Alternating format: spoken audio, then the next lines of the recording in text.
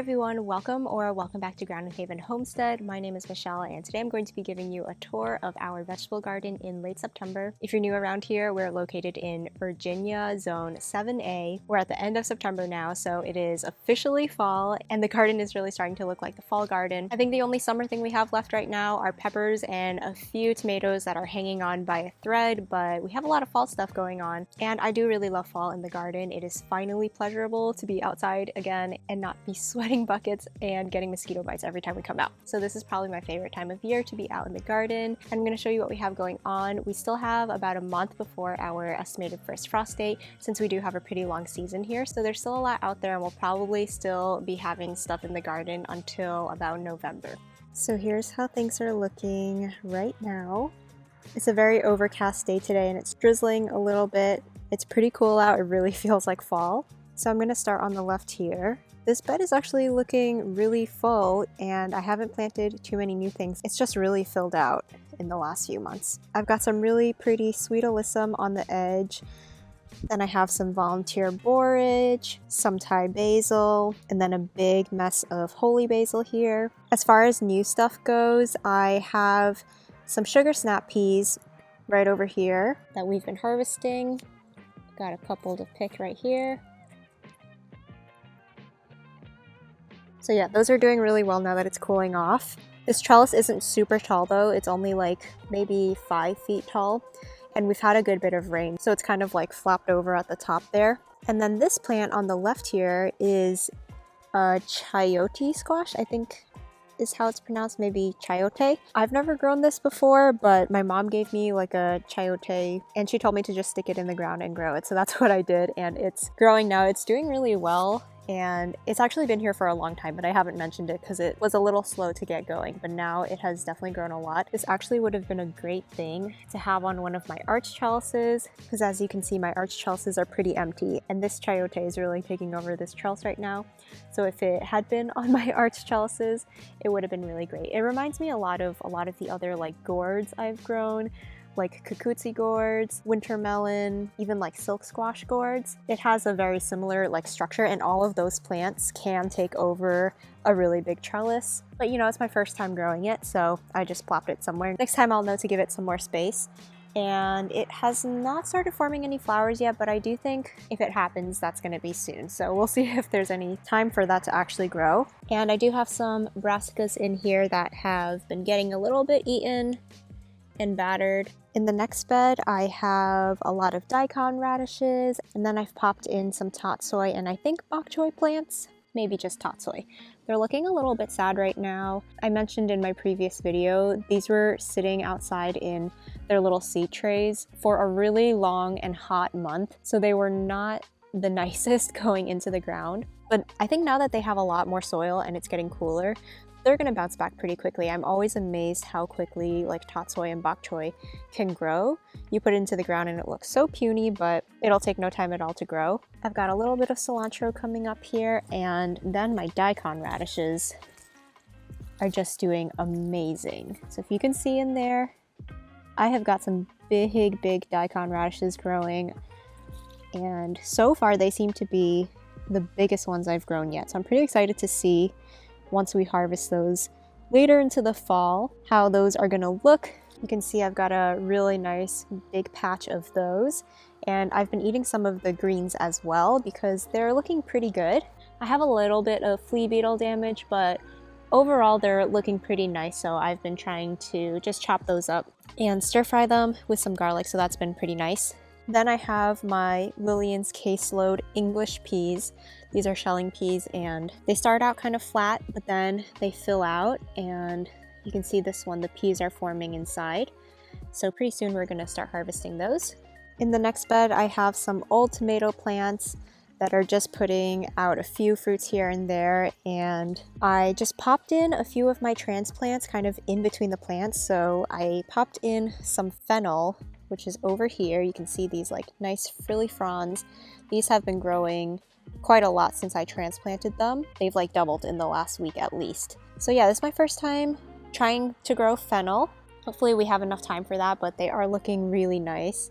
They kind of look like dill. I think they're in the same family. They just have like a really nice texture to them. Not too much going on in this bed, but in the corner, oh my goodness, I have this mum plant.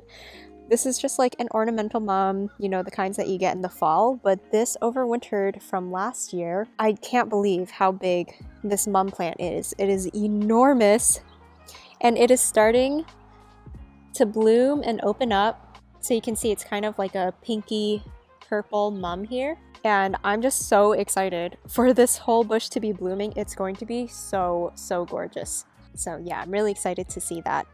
In the next bed, I have harvested some of the edamame that I had in this front area. So now the sweet potatoes have taken over this bed, which is great. I only have like one slip that I planted here, but sweet potatoes can really spread, as I'll show you in another bed. And then the rest of what's growing here is my Dutch crookneck squash. And we probably are gonna come out and harvest some of these soon. They're kind of hard to see because they're hidden in the grass, but you can see there's one here. And I've been pretty happy with these squash because I've had pretty good production, and the actual squash are really big too. It has really vined out. Like you can see, this is all one vine here going all the way down the side. And I have some later forming squash over here too. You can see how these ones are not orange yet.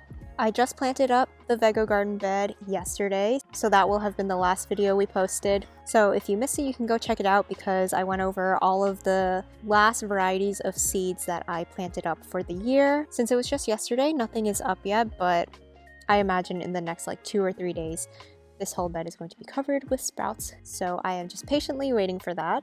Now back to the front here on the other side of the garden now. I've transplanted some Napa cabbage onto the very edge of this bed. Oh, I can see some caterpillars on here though.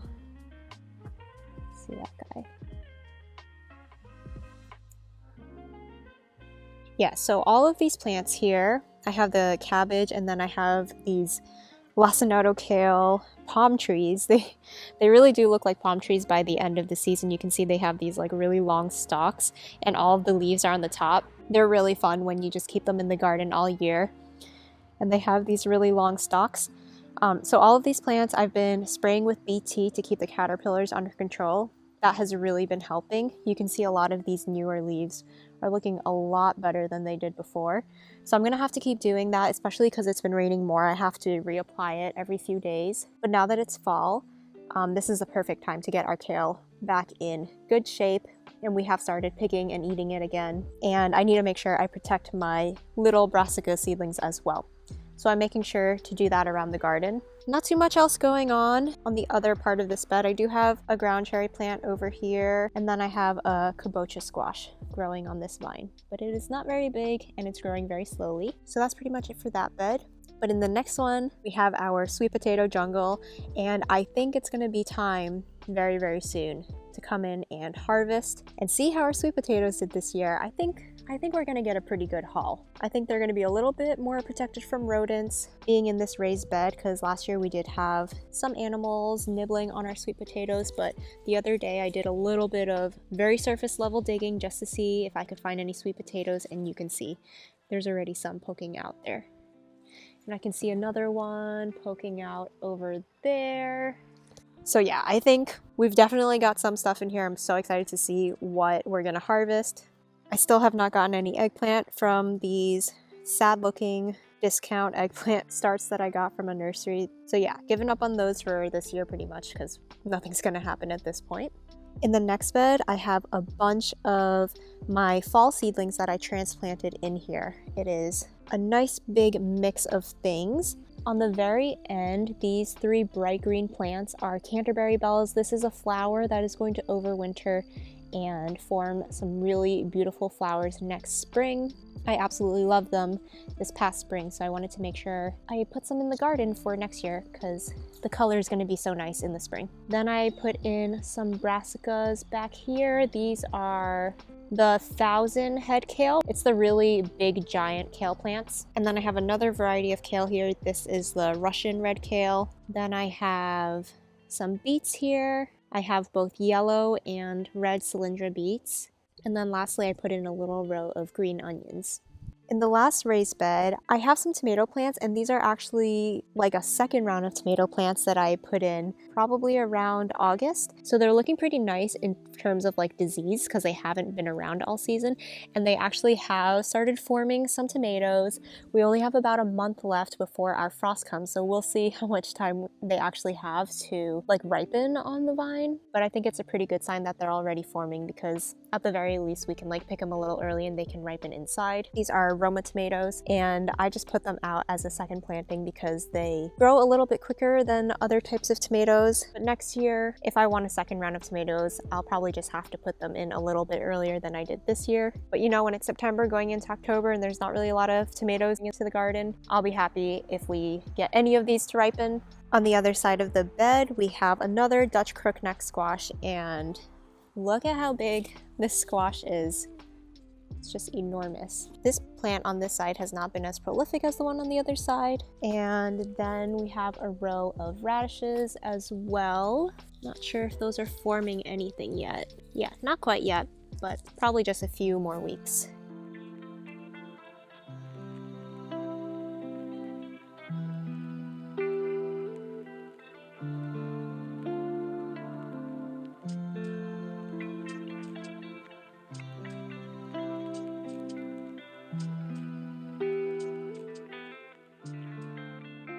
So in the back area of our garden, I am so happy to announce that I have finally fenced off this area for the fall, and I have let the chickens in here. You can see that they are just hanging out, and they're just doing such a good job like scratching up these weeds for me and tilling up the soil. They've been really enjoying having like a nice fresh area to work with and dig up. And they have only been let into this area for maybe a week, like possibly a little bit over. And if you remember from last month, I had weeds in here that were like knee high, and they have just like completely flattened the area and done some really good work here. So I'm really thankful for them. They are hard workers.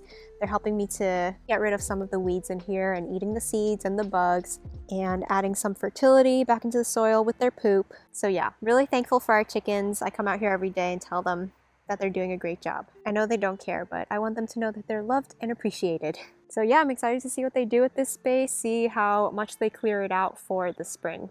So the last little quadrant of the garden, we have the row on the left here, which is growing really nicely now and really filling out. I've put in a lot of brassicas in here, and they have just been growing so quickly now. I have some Brussels sprouts, some broccoli. Look how gorgeous these leaves are. And I kind of had the same issue in the spring where like the first half of the bed is looking so nice and full, and then in the back, things are just looking so small and scrawny. So yeah, I'm gonna have to make sure I really amend very well in the back area here next year. I also have some stuff nibbling on the plants, and I have not figured out if it is a vole, a deer, or just the chickens when they escaped a couple of times. We have not caught any more voles, by the way, since that last video where we did get one in a trap. We're just trying to keep an eye on things though. And yes, I know that we need an outdoor cat. We have some like stray cats in the neighborhood that I want to attract to our property. The thing is, our neighbor used to have an outdoor cat that I think kept the voles and all the other rodents under control for us, but they have since moved away and they took their cat. So I think that's why we're having so many issues this year. So we may consider getting an outdoor cat, but we live by a busy road, which you may have been able to tell because there's always car noise in the background. And we don't really want to see a cat that we love get hit by a car. Anyway, moving on, we have replanted up this back area. I pulled out all of the green beans that were in here because they got really fried up in that heat wave and they weren't producing really well. So I transplanted in a lot of bok choy, which you can see in that center row. And then on either side of the bok choy, we seeded in some root vegetables like radishes. Those have all popped up now. And on the other side, we have direct sown some lettuce and salad mixes. So you can see those are coming up as well. They look a little different from the radish sprouts. So yeah, that's pretty much everything we have going on in the back. The rest of the row is stuff that you've seen before. We have our zinnias and straw flowers, and we have our peppers, which are putting on lots of fruit now.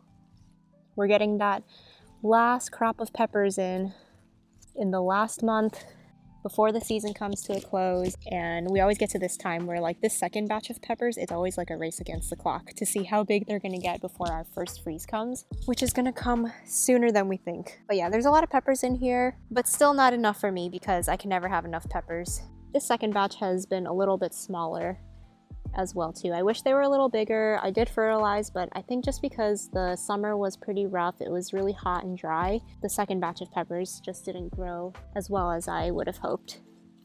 But that's okay. What can you do? There's always next year. And here's a little peek at Iris and Heath. How old are they now? Maybe like 6 months old? Oh my goodness, she looks so fluffy. Whenever it's like raining or drizzling, she ends up looking so fluffy and she gets really soft. It's so cute. Hey Iris. Hi baby. Oh my goodness. She's such a troublemaker, this one.